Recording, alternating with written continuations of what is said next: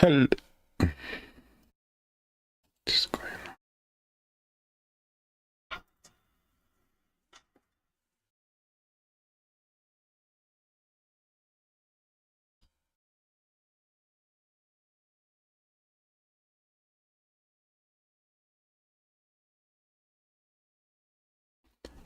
Hello, everybody, and welcome to another episode of United Talks podcast.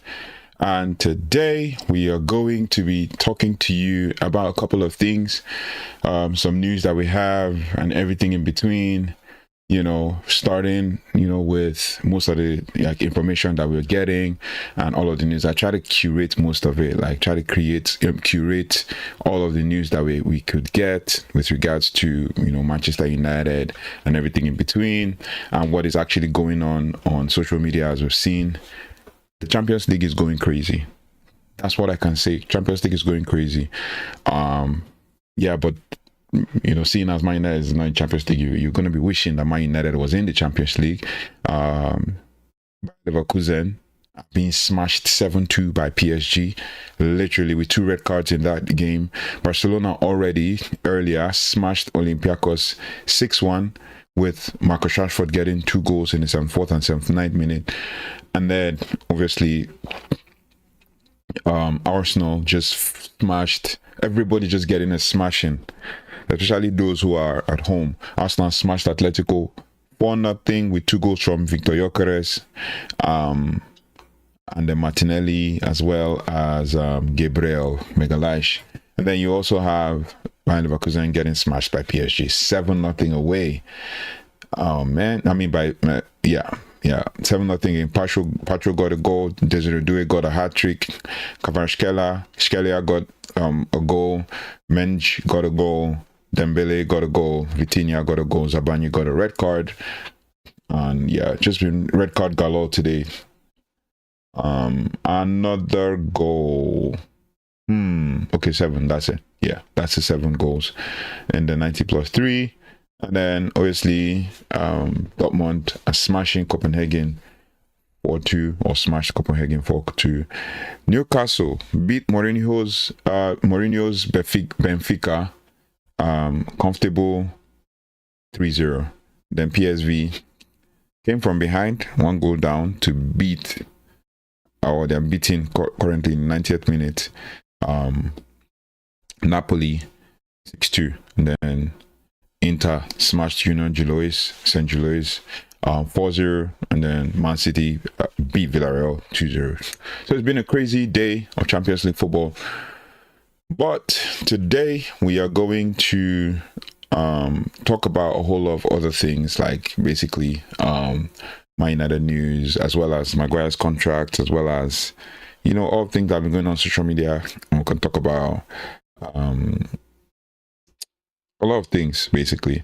Before we get into the news that I have on my list, I just saw this one where Rooney has talked about a Man United signing that proved him wrong.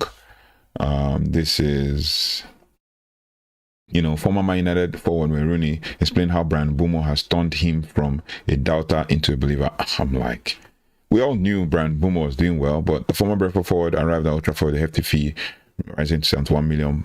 Where Rooney said, "For me, he has been Manchester United's standout player for this season and hasn't got his rewards for his hard work and sacrifices he's made for the team throughout the season." Rooney gushed about on his self-titled podcast after watching Mbeumo open the score in a 2-1 win over Liverpool on Sunday. He said, "I thought it was a great goal against Liverpool, and I'll be honest, I was a bit skeptical when Man United signed him." Skeptical for someone who delivered 20 goals in the previous season? Skeptical? It is what it is, man. So I didn't know if he had the ability to come and play for Man United, but he proved me wrong. He better prove you wrong continuously, man. Everybody needs to prove you wrong. He said, "I think he's been a great addition to the team and by far United's best player for this season, no doubt. And that's such a huge win for the manager. I've been one of them. I've questioned decisions, tactics, players' desire. You better. Players' desire over the season and last season. And last season, that win is massive. So to win at Anfield, that's not easy to do. Yep. I guessed as much. When Rooney is the doubter in this one, I thought he should be, and these ex-players, they know they have a voice, but they seem to want to ignore, that voice, and then they decide what they want to do and say what they want to say and all of that. But it is what it is. Also, he said, I think it's a great addition to the team and by far United's best player this season. He also said, yeah, so that's pretty much what he said. Being at Anfield is not easy to do. This is another news. We're going to talk about it much later, but let's not divert or deviate from the script that we have for what we have lined up for you guys today. So the first one I'm going to talk about is that there's been so much of a fallout from Man United's victory at Anfield. There's a whole lot, head losses, limbs and legs, and excitement and all of that. Yeah. So we've broken this into different parts, this live stream, and we're basically going to talk about a lot of things. The Anfield aftermath, the stunner and the backfire. So basically a Sky Sports reporter talked about certain things, and talked about certain things ahead of the preview, or in their preview ahead of Manchester United versus Liverpool, or Liverpool versus Manchester United. But basically everybody has been reliving the moment in the last 48 hours, the incredible seismic moment at Anfield. And actually it was a victory, 9 years in the making, the kind of result that doesn't just earn 3 points but changes the entire narrative of the season. And speaking of narrative, Ruben Amorim said to the media, as I've always said, that they should continue to maintain their narrative. There's no need to try to want to change anything now, because I think the question around it, because I always tell people, listen to the context of the question before you judge what Ruben Amorim was saying. The question was around, you said a storm is coming. Are you saying now that the storm is over? And he said, basically, just keep maintaining your narrative, keep maintaining everything. I don't want to change it. The most important thing is we're going to try and get a win, and we're going to try and get 3 wins on the spin, at least to get the momentum going and all of that. So yeah, Ruben Amorim's coming out and speaking and all of that. I think he had 2 slight digs in that post-match interview. Manchester United won 2-1 against Liverpool, and the streak was broken, and the dust as the dust settles, the monumental character-defining win, where we're not just looking at the table, we're dissecting the drama, the tactical talk, the pay cut heroes, and the colossal transfer targets that this victory has now made feel truly possible. If we're talking about this, we're going to dig deep. Also discussing the pundit pick that blew up in their face, the statistical truth behind the manager's complaints, the astonishing stats of a 20-year-old phenom, and the top 3-tier midfielders at Amorim's team is right now reportedly targeting. Obviously, we're also going to talk about a whole lot of other things, but hit the like button, subscribe, drop your comments in the comment section if you haven't already, and let's dive into the heart of the controversy and everything in between surrounding this Manchester United team. First and foremost, basically, Sky Sports Peggy Reilly made a prediction, or made a pick of basically who was the better midfielder between he made a pick of who was the better midfielder between, I think, Bruno Fernandes and Mac Allister.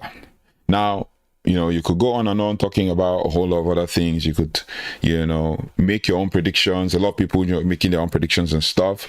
But that pick backfires literally on her.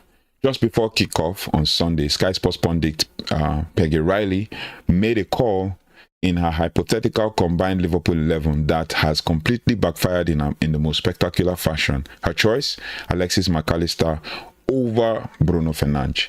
Now, Mac Allister is a super player, no doubt.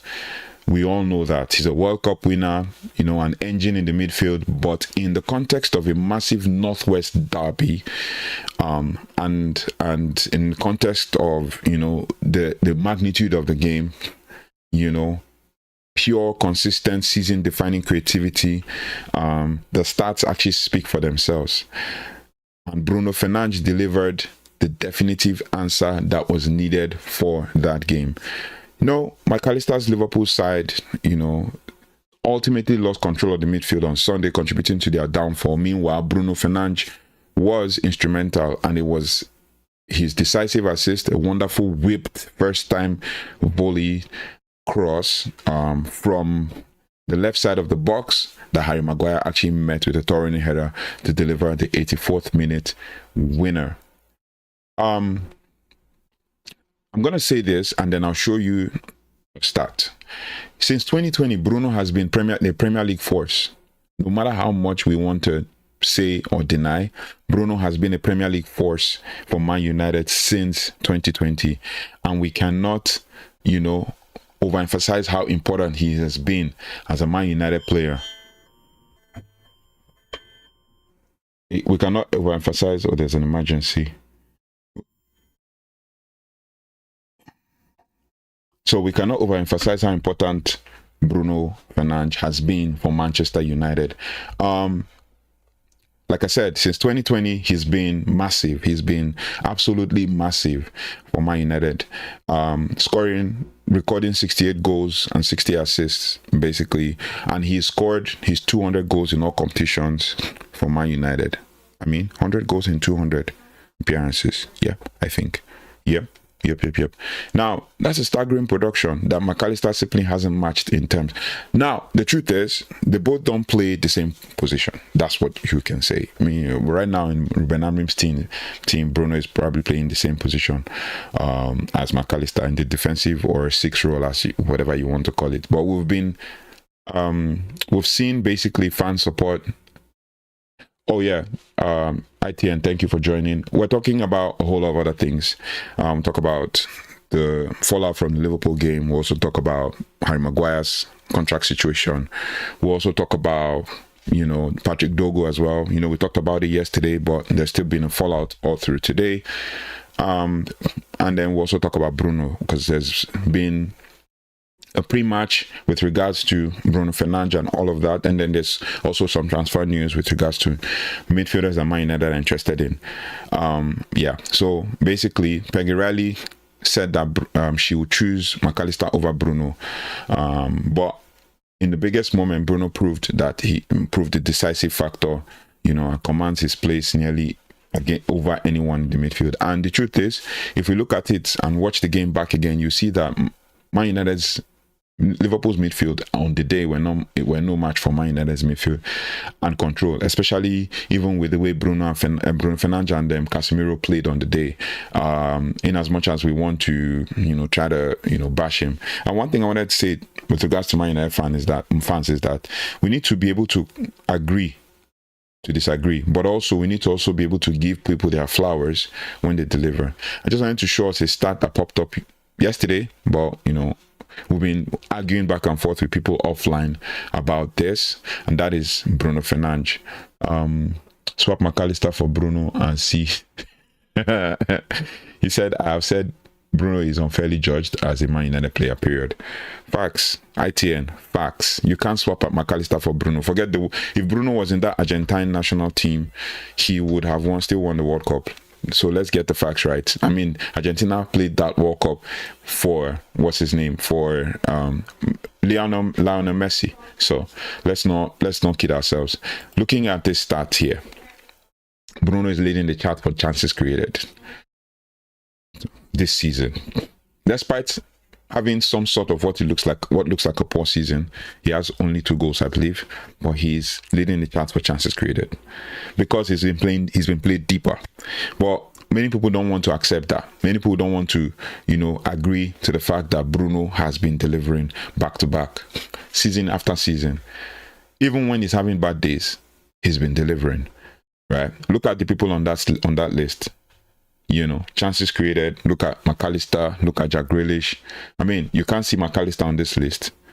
You can only see Sean Longstaff from Leeds. You can see Cody Gakpo as well, scoring well for Liverpool as well.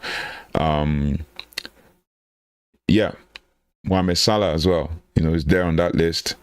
Jeremy Doku on that list. These guys that are in that company are high flying, right? Jack Grealish doing well with Everton. Cody Gakpo, obviously they're top of the in the top 3 or 4 of the table. Mo Salah, Jeremy Doku, second on the table. Florian Wirtz created chances but haven't been converted. Sandro Tonali, Newcastle, Anton Starch of Leeds, and then you have Bryan Mbeumo. So 2 players in the top 10 from Man United. Now it says we are so starved at the club. This is ITN saying we are so starved as a club at the moment that certain people just jump on Bruno, and I find it disgusting and disrespectful. Just wait till he leaves. When he leaves, guess what will happen? You know what they call revisionism. That's what was going to happen, because we're doing the same thing for McTominay. When he scores a goal, everybody is just posting videos. Oh, McTominay scores for Napoli, or Rasmus. But guess what? Nobody's talking about Napoli losing today again.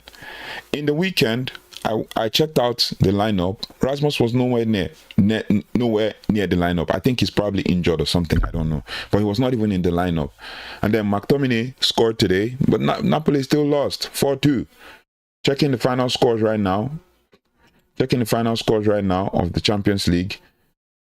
I'll tell you for a fact that Napoli lost Napoli lost 6-2 to PSV Eindhoven. But nobody's going to talk about that. Everybody's going to focus on focus on how Scott McTominay is scoring for Napoli. All the clubs in the stats for chances created have a better team structure. Imagine Bruno was in that Man City team. Well, maybe Pep might have stifled him. But think about Bruno being the chance creator in Everton. He would be a target for Manchester United to be signed, or in that Liverpool side, creating those chances for Mo Salah and for Isak and Gakpo and the rest. He'll be haunted by Man United. Sandro Tonali, or in that Newcastle team, he'll be haunted by Man United. But no, Bruno is being treated unfairly. But it is what it is. Moving on to other things. Now Maguire is the hero of the day. Scored the goal. He finished that assist from Bruno, the one that sent Anfield stunned into silence, and he went and celebrated in front of the cup. Was it in front of the cup? No, I think he said so. Bryan Mbeumo scored in the first half in front of the cup. Then Maguire went and did a knee slide in front of the Liverpool fans, and we also have a station where he had to go celebrate with the Man United fans as well. So Maguire just keeps making things happen, and one would now flash back to how things were when it came to Maguire and how he was getting pelters from fans and from everybody alike, from fans and stuff. It's pretty crazy seeing those kinds of things. This isn't just a victory goal. It's a career-defining moment for him, and we've seen him go from captain to crisis man to genuinely clutch, to a genuinely clutch player again. And we look at his 6 goals for Man United, and it's a list for ages. I mean, the 6 goals that he has scored in the last couple of years, the scroll of a pure high-stakes drama. Basically, Maguire has been scoring mad goals in the last probably 3 years. He was scoring mad goals. The winner in the 84th minute versus Liverpool, this last one. The equalizer in the 89th minute versus Grimsby Town. The winner in the 121st minute versus Lyon. The winner in the 47th minute versus Ipswich Town. The winner in the 93rd minute versus Leicester City, and the equalizer in the 91st minute versus Porto. Now, Porto was in the Champions League. Now, think about it. If he scored that one last season at Anfield, we'll probably be saying two things now. 2 back-to-back wins at Anfield. And basically, this is definition of a man of the big moment. You know, forget the 47-minute winner against Ipswich Town. The rest of the lot were late goals, 84th, 89th, 91st, 93rd, 121st. I mean, the one against Lyon was mad, right? And he has the mentality now that thrives under pressure, and you can't buy that anywhere. And I've said this time and again, 2 players in Man United that have proven to us over the years, Maguire for the longest anyway, have proven to us over the years that they can withstand the Man United pressure. Getting pelters from ex-players, fans alike, they can withstand it. Maguire is slowly doing epic moments. This is what, according to ITN, as far as him week to week, he's still not at the level. It's strange. It's a strange guy, but I never doubt him to grab a goal. Yep. And he's at that age right now where he's not supposed to be playing games back to back. But when you need him in some specific games, he's there and he can deliver. Amorim said it, put it nicely. Liverpool expected us to come up with a certain lineup and we shocked them. And they couldn't adjust almost immediately. And we'll talk about the tactics and the style of play ahead of that game that led to us winning that game. But yeah, Liverpool was shocked, and I was shocked, and Slot said it. Right now, like I said, he's delivered. Thank you very much, ITN, for commenting. He's delivered time and again on and off the pitch. You know, now the story doesn't end. Following his heroic reports, the reports are very clear. His heroics in games. The reports are very clear that Harry Maguire is willing to take a pay cut. That's the transfer news here. He's willing to take a pay cut to sign a contract extension at Man United. In an era where players often, angle for every last penny, this actually speaks volumes about the commitment to the club, the passion that he has for the project under Ruben Amorim. I'm sure right now, considering how Man United fans are, how Man United players are, most of them will want to stay to see out this project. Hopefully, the good ones stay, and the ones that don't fit into the plan will be sold. Even the ones that are older, especially for players like Casemiro, probably be let go and stuff, And then I know most fans will want Bruno to go, but we will see when Bruno goes how much impact he has on the club and all of that. So, that's about it. Now, Maguire will take that pay cut to stay. I say he deserves that. Facts. ITN says he will take the pay cut to stay, and truly he deserves it. He has been deserving of it for years. If you remember, 2 seasons ago under Ten Hag, they said, Man United had played 110 corner kicks or set pieces, and we haven't scored. And then, next thing, I was just thinking about something. Now my brain just went somewhere. I was thinking about Arsenal, how they scored their goals, and they scored set pieces. They scored from a set piece. The first goal was from a set piece, but Atletico Madrid did not take a cue from English teams how they defend against Arsenal. So that's a problem. It is what it is. I thought, and Simeone changed to a back three, and Arsenal ripped them apart. But it is what it is. They also missed chances too. Simeone's team missed chances, but obviously at Emirates, what do you expect? Just a sip of water, please. So, if we're speaking of commitment to the club, Harry Maguire has shown commitment to the club, his passion for the project under Ruben Amorim, and his desire to stay and be a part of the new era. It's a huge show of faith. A little bit of experience we need for players that are coming up, like Aiden Heaven, like Lenny Yoro, like even Matheus de Ligt, right? These are young players who will take a cue and learn from Maguire. Valuable experience how to be a Manchester United player and deal with the pressures from all angles, the fans, the media, everybody, right? So it's a huge show of faith, from a rejuvenated player, and frankly, it's the kind of character that you build a challenging squad around. No matter what, there are certain games that you need Maguire for, and there are certain games that you need Matheus de Ligt for. We're talking, basically,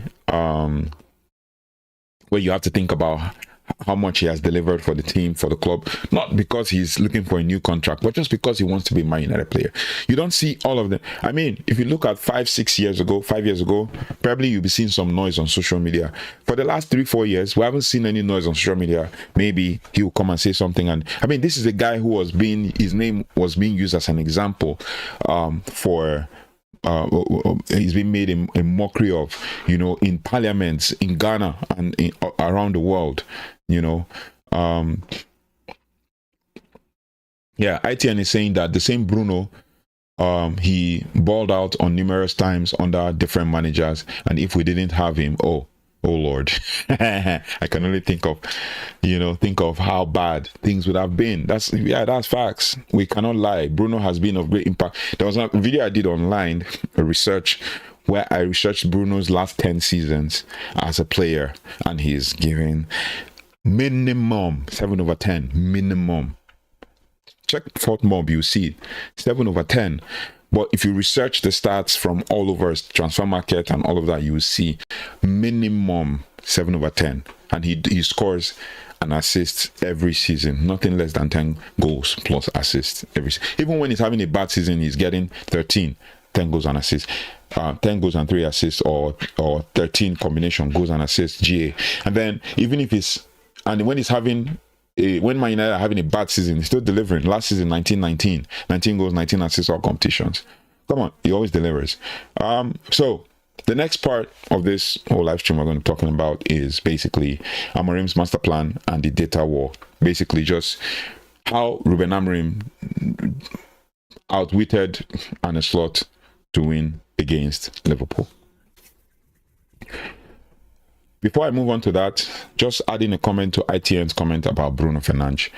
The media have also not helped Bruno as well, because these ex-players always talk about Bruno like he gives them sleepless nights, or like he lives rent-free in their minds, or in their heads. Because every small thing, they're talking about, every little thing that happens, they're talking about his flailing arms and his flailing arms, his tantrums, his moaning. But this is somebody who is actually really communicating the coach's plan to the team. And when we score, it's not just all about celebration. He calls the guys together, say, okay, we need to keep our heads down. We need to knuckle. He does that. As I've noticed, he's been doing that a lot this season. It's probably a new culture that Ruben Amorim is trying to instill in the players, to focus, to not remember. I mean, look at the press and post-match interview that Ruben Amorim gave, and you could tell he's more focused on, okay, we've won this one, let's not rest on our laurels, let's move on to the next one, over to Brighton. When they try to bring him back, he says, no, we're focusing on the next game. Like ITN is saying now, the Man United badge is heavy, and he's proved himself, and that's Bruno for you. Basically, he's proved it. Like when they're slagging managers, he's taking the blame, and they say, no, he's not taking responsibility, he's blaming Lenny Euro. I'm like, you see these big content creators and the way they emotionally react. I saw one big content creator, I'm not going to mention his name. He was saying, oh, I don't think Man United are going to win. I don't think Man United are going to win. And then you see him celebrating and rejoicing. Instead of coming out to apologize, oh, I doubted this team, and I'm sorry. But no, he comes, he celebrates, he gives other Liverpool fans pelters. But it is what it is. Speaking of Amorim, we're going to talk about, how he outwitted our Liverpool. Now, we'll dissect the 2-1 win at Anfield and, the big news surrounding the club. We've covered Bruno versus Mac Allister, earlier, the debate, the heroic Harry Maguire. And now we'll talk about tactics. The shocking statistics that are starting to define Ruben Amorim's basic win at Manchester United, basically. Now we'll talk about Ruben Amorim's defense versus Slot's complaint. I talked about this yesterday, but we can also talk about it today as well.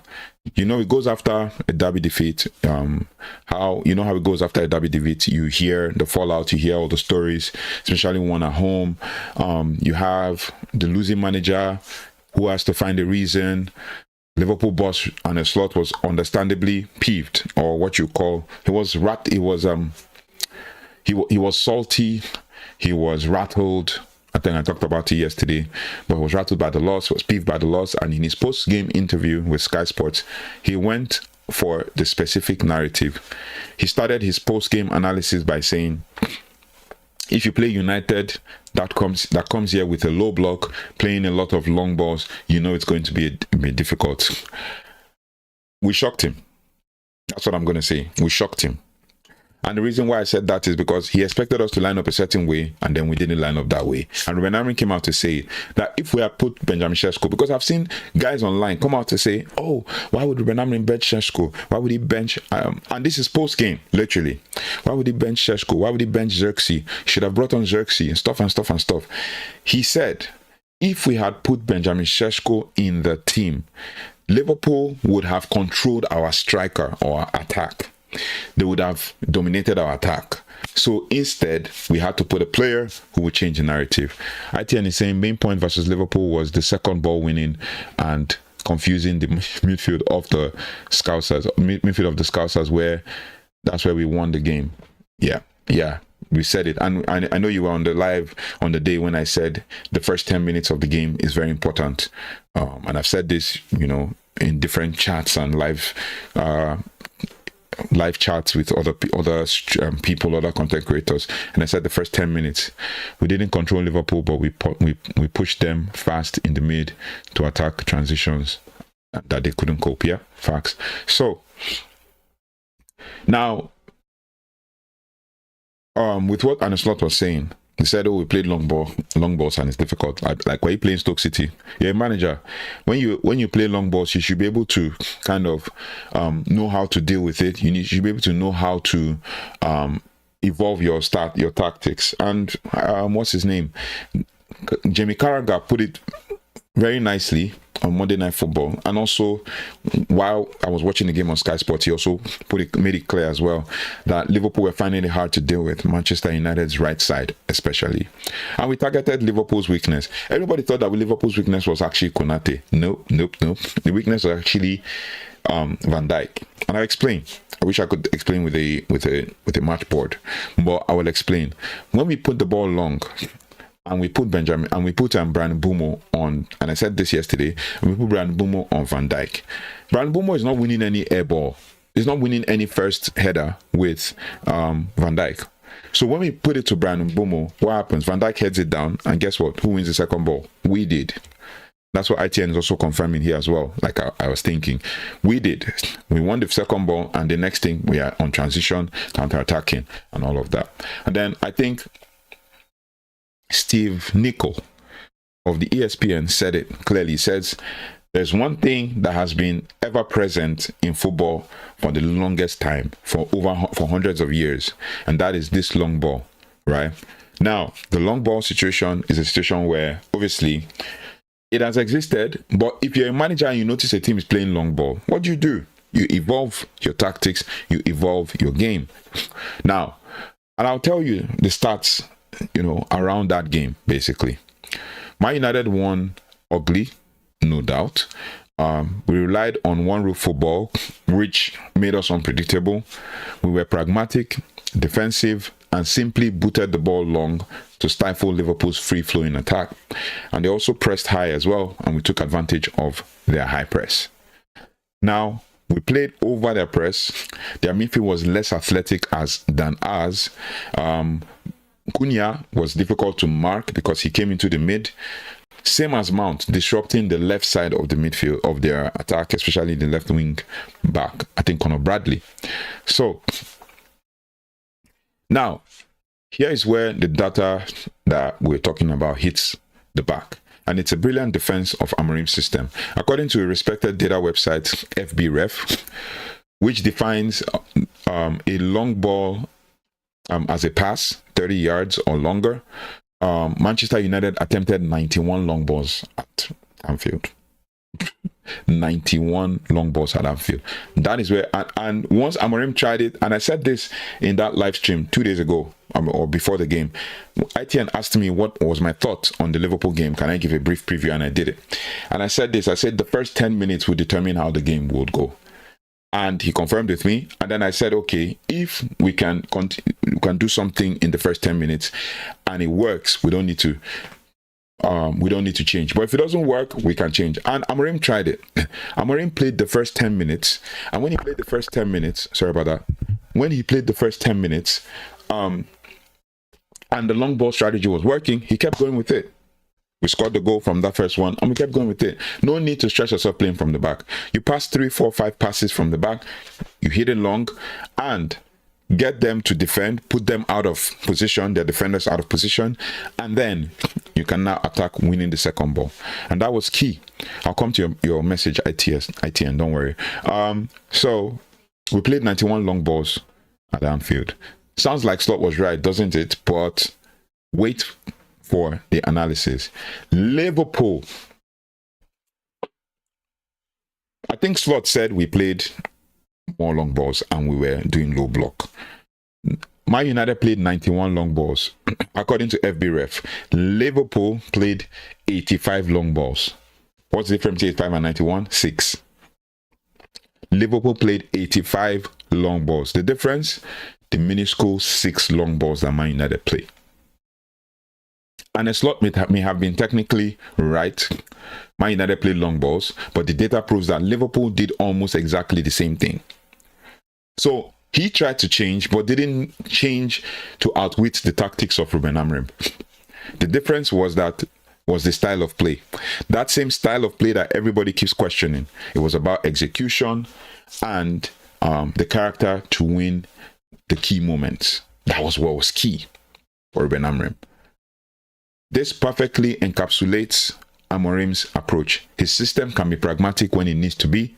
And by the way, United were leading the league in one crucial metric. We're going to say this. Man United have won the most second balls in the Premier League so far this season with, wait for the number, 135. 135 second balls won this season. That is what Amorim wanted to achieve for the longest time. 135 second long. I talked about one stat. I think 2 days ago on the match preview, I said Bryan Mbeumo has played more than half of Bryan Mbeumo has played has done more than half of Man United's off the ball runs. More than half. Man United had like over 130 off the ball runs, and Bryan Mbeumo has more than half of those off the ball runs because he's there to stretch out the field and create chaos. ITN is saying Cass had been told he had to, or had a chat to be composed, and he was a big part in the first half. How we tempered Liverpool. Yep. And he also eventually got a yellow card as expected, and then was subbed off because he wanted to disrupt play, right? And then we brought in Manuel Ugarte. And I said this yesterday. Manuel Ugarte had a silent good game, but nobody picked on it. I went and watched the game. Like I said, I always do. After every game, I watch it again. Manuel Ugarte had a silent good game on the day. ITN is saying as bad as Liverpool, as bad as you say, that's speaking to me, as bad as you say Liverpool were, on another day, those chances they were still making would be executed. I feel they are being unfairly judged, to be honest. Okay, that makes sense. And I did this analysis with you yesterday. They've had 5 big chances. We had 5 big chances. If we scored all our big chances, we'll probably be 5-5. So, remember the Mount shot? Straight at, like the Mount powerful shot that keeper parried, and then the one that Mount had in front of the keeper that went, like, he used his back heel to try to flick over because the ball was behind him. You know, those were chances. The Bruno cross, the Bruno hit in the post was a chance. So 5 chances, 5 big chances. We missed 3. They missed 4. Yeah, if you check that stat. I think we missed 3 big chances, they missed 4, and we scored our 2, they scored 1. So it is what it is. So yeah, now, like I said, 135 successful second balls, most second balls, 135, and an outstanding win rate of 59%, right? We won 59% of our second balls. And it isn't just about booting the long ball, it's about being aggressive, physically dominant, and winning the crucial, gritty 50-50 battles in the midfield. And that is what Ruben Amorim has always wanted. He talked about it in preseason as well, trying to win 50-50 balls and all of that. That is the engine room of the team, and that was and that is what defines a team that wants to compete, right? So speaking of those long balls, Arne Slot could have complained or was complaining, but Man United had played 91 long balls. Liverpool played 85 long balls. So where's the complaint? Where's the complaint? So it is what it is. You complain. Ruben Amorim said, I wanted to do something. I did it, and it worked. I wanted to control how they would defend us. I did it, and it worked. So he outsmarted Arne Slot, and Arne Slot couldn't find a comeback. Patrick Dorgu as well. Everybody has given him pelters. Like I said, he's only 20. But the stat came out yesterday, and we're going to talk about, just briefly about it. Basically, speaking of Amorim's system, and how Patrick Dorgu fits in Amorim's system, Patrick Dorgu embodies the new high-intensity attacking fullback. 20-year-old left wing back, Patrick Dorgu. He embodies that high-intensity attacking fullback. His responsibility to defend is lesser, basically, but he should be able to defend or come back and defend. Despite the criticism, Dorgu is currently topping the Premier League fullback charts in 3 major offensive categories. Offensive goals won, key passes, and touches in the position box. One thing I want to say is that Man United has won Liverpool. There's no need to try to nitpick who did bad. I saw a post on social media where someone was saying, oh, Bruno had a very, very bad game. There's no need to try to nitpick who did bad or who did good. Who did we beat? Liverpool. Who did they say Man United only beat since last season? Relegated teams or teams that are newly promoted? Chelsea was the outlier, and that one was because they said they were 1 man down. Same thing happened last season as well. But to now come in your first 8 games, you faced Manchester United and Manchester City, you faced Chelsea, you faced Liverpool, you faced Arsenal, and of those 4 teams, you beat 2. That's sick. These guys were talking about contenders. Man City, title contenders. Arsenal, title contenders, whether we like it or not. Chelsea, world champions, title contenders. Liverpool, reigning champions. We beat the reigning champions, we beat the world champions. Think about it and make of it what you will. But it is what it is. He said this tactic worked because of Cunha and Bumo. Yeah, and that was why we signed them. That was why we signed them. This is what ITN is saying. More so as stamina got tiring. Cunha just as that. Okay, so basically what ITN is saying is that Cunha got the tactics actually work because of Matheus Cunha and Brian Bumo, and that's definitely why we signed them. But Cunha never got tired. Cunha kept running, Cunha kept going, even when he was being fouled, even when he was being pulled back, he still kept going. And I didn't know why Michael Oliver couldn't pull him back, couldn't blow those fouls out of the shot pulls and stuff. Maybe he was trying to give advantage and all of that.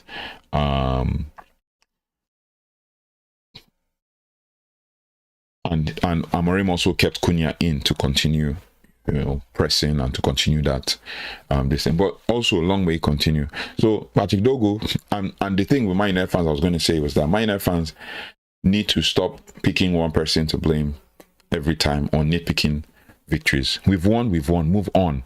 Basically, the defender is leading the league.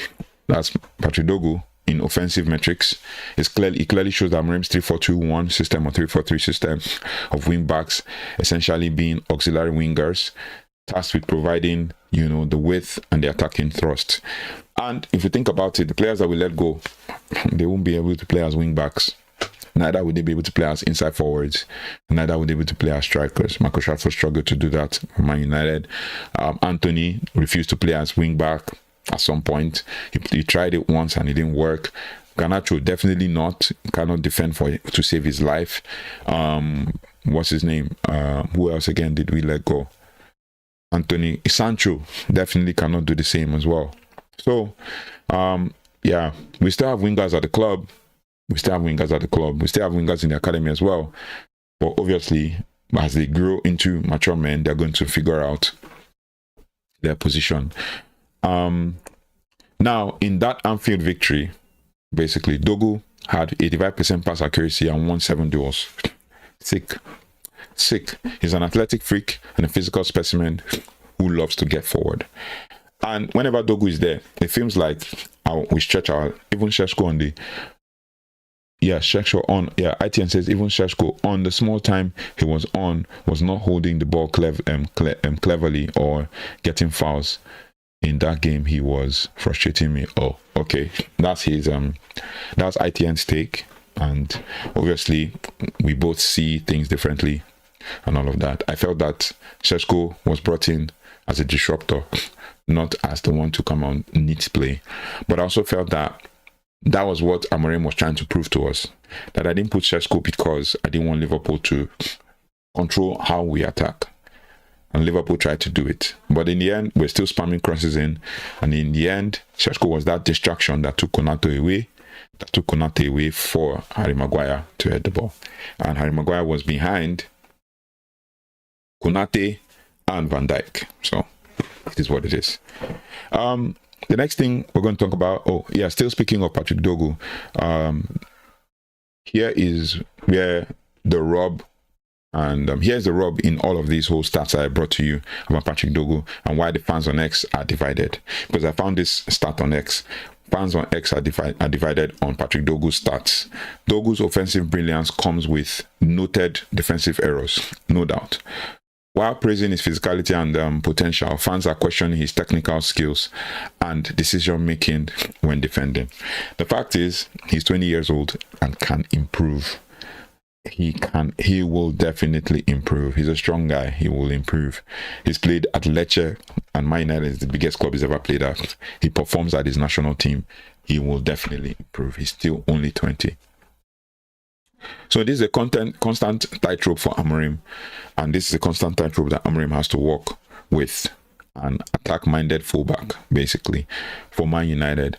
How much defensive solidity do you sacrifice for relentless attacking output? That's the question we have to also ask, basically. But we need to also have quick left or right centre backs. All right. In a system that relies on back three, the wing backs will always be exposed defensively, and that is one thing we as Man United fans need to totally understand, especially when we're with the ball and we've attacked. There will always be spaces behind. And Dorgu's youth means he's still raw. Like I said, Dorgu is athletic and can do the job, but football is weird. I feel he's better when he's got minutes, not as a sub, and he's done well enough. Yeah, facts. Not as a sub, yes, but I think this past couple of games, I think he's not seen an injury, because I saw him with a strap, and I think it's a scratch on his calf. I managed to zoom in on the picture, and I saw him with a strap. Yeah. So we will be right back in just a few seconds.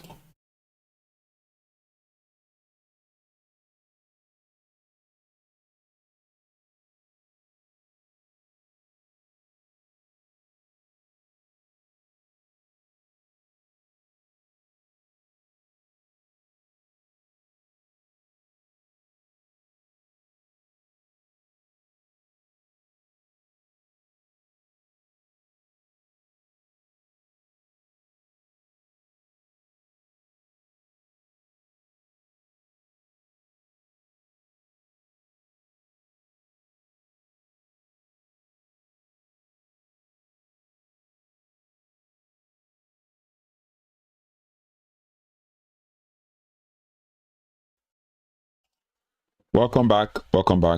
So moving on, basically Patrick Dorgu has been, a good player, and like ITN has said, he's good he can do a job, and he's done well enough so far to deserve what he's getting, especially with the playing time and stuff.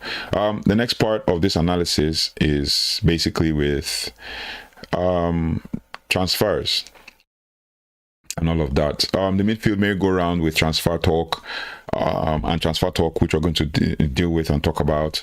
We're moving now from just analysis of the win. Why do you think Euro is sitting now? He's young and hasn't understood moments in games yet. Yep. Okay, so just to read out what ITN has said. Very good analysis. Why do you think Euro is sitting now? He's young and hasn't understood moments in games yet.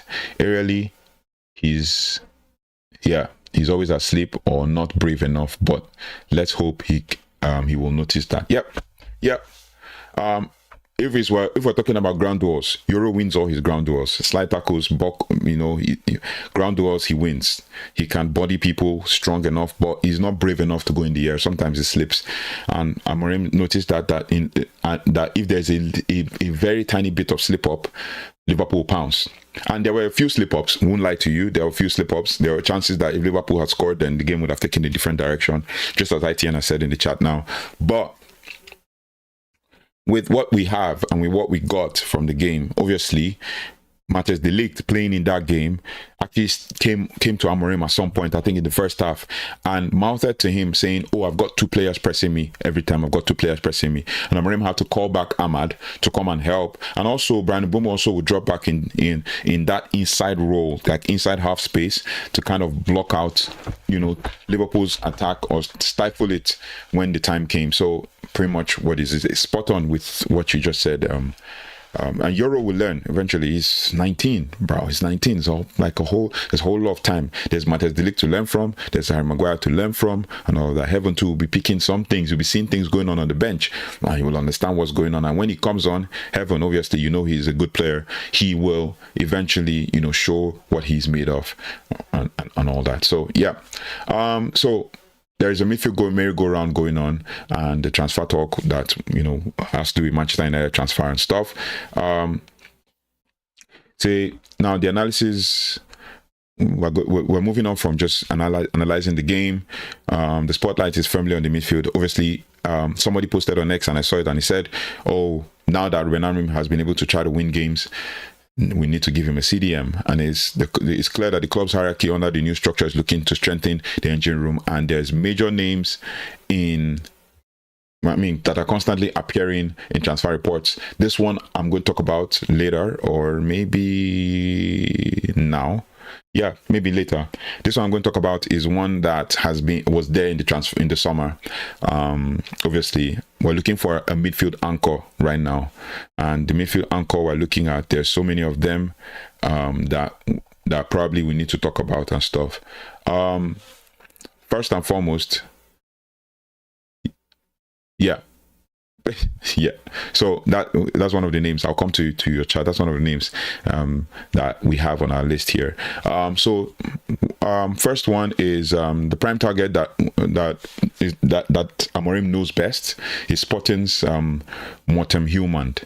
Morten Hjulmand has emerged as the leading candidate to strengthen the midfield, and the club is optimistic of securing the Dane for around £50 million. That is the news we have. Why Hjulmand? First, Amorim trusts him. He's an Amorim favorite. Having played under him at Sporting, he is the ideal pivot for the 3-4-2-1 formation, a player who knows the system intimately and can anchor the midfield. And then, obviously, which brings to question Casemiro, Ugarte, Casemiro and Ugarte as defensive midfielders, with Casemiro facing uncertain future and Manuel Ugarte struggling to consistently perform or make an impact since his arrival. United desperately need a reliable world-class defensive midfielder. And I've watched Morten Hjulmand, not gonna lie, he's decent. He gives you that Frankie de Jong kind of look and play. Even when I watched him for Denmark, Denmark, Patrick Dorgu, Rasmus Højlund. And Morten Hjulmand plays for Denmark with Christian Eriksen as well. He's played with Christian Eriksen and he's still young. I think he's 24, 25 or 20. Yeah. Now, the other aspect of why Man United could be choosing Hjulmand is a potential bargain. His release clause is reportedly around £70 million, but United are hoping to secure him for that in and around £50 million, a sign of their negotiating confidence, and under the new structure, perhaps maybe leveraging the relationship with their new manager, Ruben Amorim. So Hjulmand is also a proven quality. He has the ability to play in that pivot. He's a player of international quality, as I've said also. He's already familiar with the demands of Amorim's system. So getting him in January could also be a game changer that actually solidifies the back line and allows the attackers to truly flourish.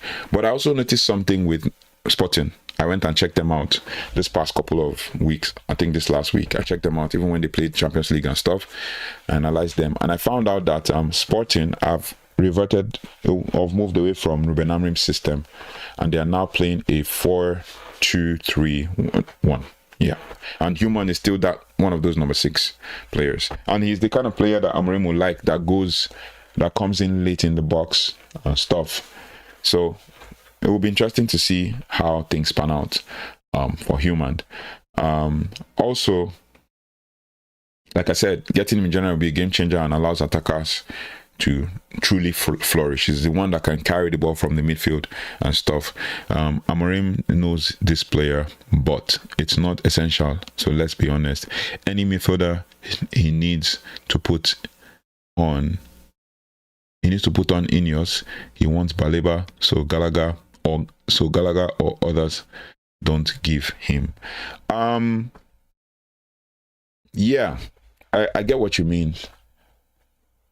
Amorim wants Baleba, but Baleba might be too expensive, right? And then we talk of Gallagher. I was thinking about this in the bathroom today. I was thinking, what if we go for Gallagher? Because Gallagher is barely getting playing time. Koke is playing that midfield role for Atletico, and Gallagher is barely getting playing time. So he would probably want to think of a move in January. So, yeah. But, I don't know. The most realistic one will be Gallagher.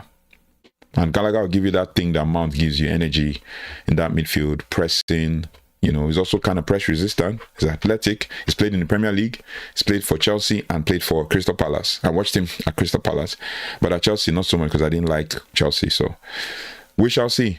Another one that keeps popping up, basically, in this in the news when it comes to transfer for Man United is Angelo Stiller. ITN said it. Stiller is being bantered to be ready to be bid for. So Angelo Stiller is one of the players that Man United is interested in, that's been being bantered about, and that is from Stuttgart. United have shown significant interest with Stuttgart, currently valuing him at around £43 million. Which translates to around 50 million euros price tag, which is pretty much okay. Also, the situation here is a little more complex. The 40 million euros release clause, there is reportedly a 40 million euros release clause in Stiller's contract, but Stuttgart is aggressively trying to remove it by paying Stiller a 2 million compensation fee, 2 million euros compensation fee, giving them more power in any future negotiation. But with regards to Stiller's player profile, Stiller is not the classic defensive destroyer like Hjulmand. He's being described as a world-class distributor, so the one who controls the game. So that's potentially what you call the Bruno replacement and the deep line playmaker. So yeah, excellent at progressive passes and ball retention. Yeah. Okay. So ITN is countering what I said. No, he says Baleba is not expensive. That guy is unsettled and not playing to his capacity. His head is turned. We got to go and do business. Yeah, his head is turned, but it's not about us doing business with Baleba. It's us doing business with Brighton. You've not heard it. Brighton are very difficult to do business with. Trust me. Even for their cheapest player in Estupinian. Estupinian went for high fees. I think Espanyol went for like 50 million or something to AC Milan. And then ITN is saying Stiller's only flaw is not Prem proven or Premier League proven. Apart from that, his stats are high in the league and he's in.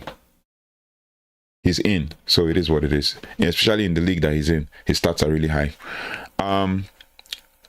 I wanted to show you guys something before we move on to this transfer thing. Just back to the whole there's still other midfielders on our list and a few and a long way to go. But yeah, maybe we'll so we'll talk about the midfielders. I want to show you guys something before we go on, and that is something I found out. First and foremost, how Manchester United beat Liverpool. This is according to the Sun. I got this image from the Sun. And it is 52. Bruno Fernandes' assist for Maguire was his 52nd in the Premier League for United, moving him to 5th in the club's all-time list. 1 minute 2 seconds, Bryan Mbeumo's goal was the earliest ever in the Premier League. Basically, Bryan Mbeumo's goal was the earliest ever in the Premier League. The Premier League game between United and Liverpool. And then also 9, United have never lost. That's the one stat I keep forgetting to talk about. United have never lost in the Premier League at Anfield when leading at halftime. 1-7, drawn 2. That is peak, man. Anyway, 6, 3 have been 6. There have been 6 different British prime ministers. The Sun are crazy. There have been 6 different British prime ministers since United last won at Anfield in 2016. Since United's last win at Anfield in 2016. And then 8, United's win ended the 8-game streak without an away Prem win. Yeah, I forgot that stat too as well. And then 128, United have won back-to-back away games at the Champions for the first time. I saw 117 years somewhere, and I'm seeing 128 years now since 1906-1907 season Liverpool and 1907-1908 season Newcastle. Yeah, that's the Sun for you. Yeah, another part I wanted to show you guys is basically this stat. When Senne Lammens made his passes versus Liverpool, that was the long ball situation that was talked about. You see the directions and all of that. You see, before Šeško, there were so many long balls. If you look at that stat on the right, the one on the right, before Šeško, there were so many long balls, and you could see that there were many long balls. The aim was not to hit a target. The aim was to actually win the second ball. Then when Šeško came on, there were fewer long balls, but you can see the direction of the long balls. It was longer. And then the aim was also to win, for Šeško to hold up the ball and, drop for other players. So the first one on the right shows you that when Man United played those long balls, it was a situation where we need to disrupt Liverpool's defense. And then you think about it from situation of, okay, in as much as that happened, we also needed a situation where we will make them contest and then we win the second balls. So yeah, you could see it, and I just forgot to bring that up when we're talking about Liverpool game. But yeah, moving on to other things. Speaking of the midfielders as well, we talked about Angelo Stiller. The interest in Stiller suggests basically because he's good at deep line playmaking. He's also excellent in progressive passes and ball retention. But the interest in Stiller suggests a potential philosophical divide or a desire for versatility in the midfield. And if Bruno Fernandes continues to play a more advanced role, a deep line playmaker like Stiller who can distribute and dictate tempo would be an intriguing partner, and it gives Amorim options. But the club needs to decide if they need a destroyer first, Hjulmand, or a tempo setter, Stiller. And if we go for Stiller or go for Hjulmand, where does that leave Kobbie Mainoo? I leave that to you guys to think about it. But me, I have my say on Kobbie Mainoo. I feel like Kobbie Mainoo needs to stay, and obviously Bruno is definitely most likely going to leave.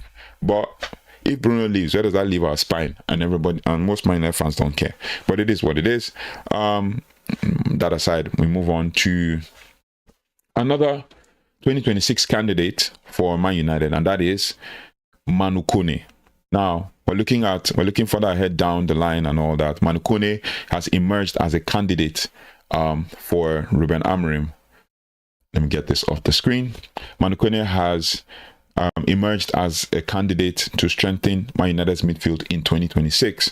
Kone is highly rated, physically impressive, is a young player, young midfielder who has been linked with several top clubs for a while now, and he represents a different kind of investment, a longer-term proposition, a potential box-to-box powerhouse.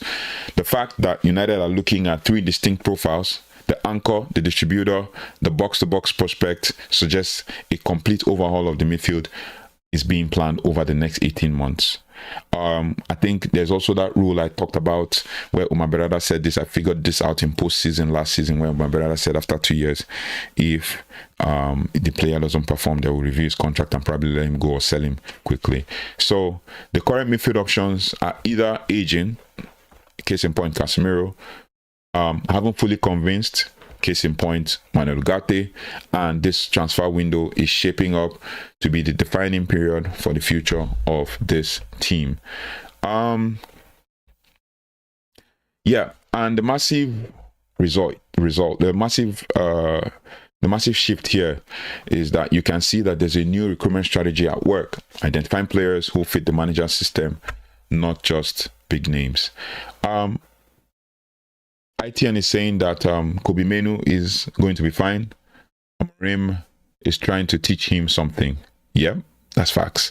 I've said, thank you very much for that. I've said this severally on this stream. Amorim has said it also, that he's trying to work with Kobe Manu. He said it in press conference, but the media will not let it rest. Kobe is a talent you don't find easily. Facts. Yeah. Now, basically, we're also going to talk about, or should we talk about this tomorrow? Yeah, we'll probably talk about this tomorrow because this stream has been long enough. And that is with regards to, so join me tomorrow when we dissect this one, Cunha versus Eric Cantona. And we'll also talk about a few other things with Senne Lammens and all of that. So, more transfer news. But yeah. Kobe Manu is going to be fine, just as ITN has just said in the chat. Amorim is trying to teach him something, and Kobe is a talent you don't find easily. Pretty much straightforward. But yeah, today we've talked about the Liverpool game, the fallout, how Sky Sports reporter, chose Mac Allister over Bruno Fernandes, and he backfired because surprisingly, Bruno Fernandes was involved in both goals. The second ball was won by Bruno when Van Dijk headed that ball down, and then Bruno won it while Mac Allister was down and kicked it over to Amadou, who now put the through ball to Bryan Mbeumo, who eventually scored. And you see that Bryan Mbeumo guy here, he basically is a hard worker. He does the simple things right. And I think he's the kind of player in the next 1 or 2 years that everybody, especially young players, young wingers or young attacking midfielders at the club will need to learn from. He's that kind of player that we will need to learn from. But it is what it is. We're gonna just leave it here. And I just want to thank you all for joining us on this live. With regards to Harry Maguire's contract situation, I talked about the fact that he's definitely going to get a pay cut, and ITN agreed with me in the chat. Also put your stuff in the chat as well. Put your comments in the chat. ITN agreed with me in the chat by saying that Harry Maguire will take a pay cut, stay, and he's very valuable in the squad. He's needed in the squad to help us build a squad for the future. So yeah, let me know your thoughts and feelings in the comment section. We'll continue to build, we'll continue to have conversations, deep conversations like this, and deep dives and deep analysis and all of that. I'll see you on the next one. Thank you so much for joining. Take care, goodbye, and God bless.